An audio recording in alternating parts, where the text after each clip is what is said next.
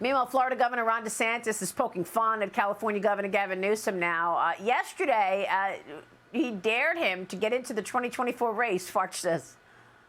Stop pussyfooting around. Are you going to throw your hat in the ring and challenge Joe? Are you going to get in and do it? Or are you just going to sit on the sidelines and chirp? Joining me right now, the Washington Examiner's chief political correspondent and Fox News contributor, Byron York. Byron, great to see you. Interesting exchange there. Good morning, and commentary Maria. from Ron DeSantis, pussyfooting around. Well, the two governors, really don't like each other. That's pretty obvious. And I think both of them sincerely look at the other state as the way not to run a state. Certainly Republicans look at California as the way not to run a state, and Gavin Newsom sees Florida that way. But, Ron DeSantis is addressing a more serious issue here, because we've seen poll after poll after poll showing that majorities of Democrats would rather have someone other than Joe Biden be their candidate. And I just looked at the Real Clear Politics average of polls. If you add together the support for Robert Kennedy Jr. And Marianne Williamson, you get almost a quarter of Democrats. You get 23-24%, almost a quarter of Democrats. Now, do I believe that almost a quarter of Democrats want Marianne Williamson or Robert F. Kennedy Jr. actually to be the president? I think that's actually a measure of the number of Democrats who just want somebody other than Joe Biden to be the nominee.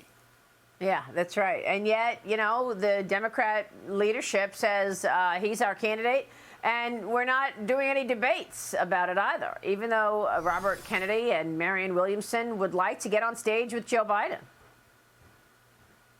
Well, as far as the way the Democratic Party works, the Republican Party works the same way with an incumbent president. And the idea, if you're a Democrat, the idea of putting the sitting Democratic president on a stage with RFK Jr. or Marianne Williamson where they debate is just absolutely nuts. As a matter of fact, in some Republican primaries, when you had George W. Bush and Donald Trump as the incumbent, you had people in states talking about not even having a primary at all because, wow, after all, the incumbent was going to be renominated. So I'm not at all surprised by the Democrats who say the chances of Joe Biden debating RFK Jr. are zero.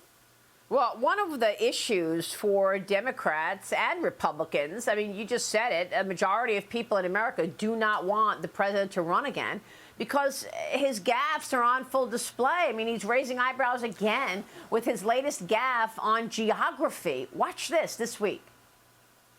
We have plans to build a railroad from the Pacific all the way across the Indian Ocean. We have plans to build in Angola, one of the largest solar plants in the world. I can go on, but I'm not. I'm going off script. I'm going to get in trouble. Yeah, you're going to get in trouble there. Byron, Jason Chaffetz tweeted, well, that's a bold plan, Mr. President. Well, it happens all the time. And just so people know, there is a proposed railroad across Africa, from east to west across Africa, from the Atlantic Ocean to the Indian Ocean. And that's what President Biden was referring to. But he makes these gaffes all the time. And if you ask, we've had polls after polls saying, is the president mentally fit to be president of the United States? And you have significant numbers of Americans, including Democrats, saying no. That's right. Yeah. You've got lots of questions about this upcoming election. The centrist group No Labels says that it continues to see demand for a third-party candidate for 2024. Leading Democrat strategists like Ron Klain and Never Trumpers are now collaborating, according to No Labels, on this effort. Byron, will it materialize? I don't think so. I don't think it'll in any significant way. You actually have people scared really on both sides. You have some anti-Trump forces worried that a no-labels candidate would take support from President Biden and allow President Trump to win election again. So you have kind of a bipartisan opposition to a no-labels candidate. And we should say that no labels has been around for quite a while. In the past, it leaned Democrat, but it has never produced a candidate who made any real difference in the election. Any thoughts on the Republican side of things, Byron? Donald Trump still in the lead despite this indictment? Yeah, you know, what's interesting, if you look at the polls, Trump had, before the Manhattan indictment, had a pretty consistent 15-point lead over Ron DeSantis. And since the Manhattan indictment, he's had a pretty consistent 30-point lead over DeSantis. And as far as we can tell from the early polls, this new federal indictment has not really changed it. I do think we've got something going on in the Republican race, which is interesting, which is the arrival of these super long shot, no chance candidates.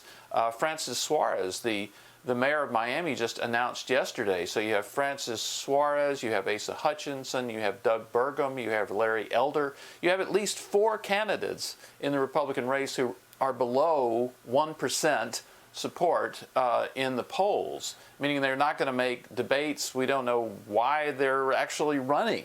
But who knows? You may see even more. I think we're now up to 11 total candidates in the Republican race. Yeah. But the more candidates, isn't it better for Trump? Oh, absolutely. And the Republicans who want Trump to lose, who support DeSantis or some other candidate, are really pulling out their hair over this because they think Trump can win with a plurality. Maybe he gets 35% of the vote, but he wins by the fact that the vote is split between so many other candidates. Right. Byron, it's great to catch up on all of that. Thanks so much for being here.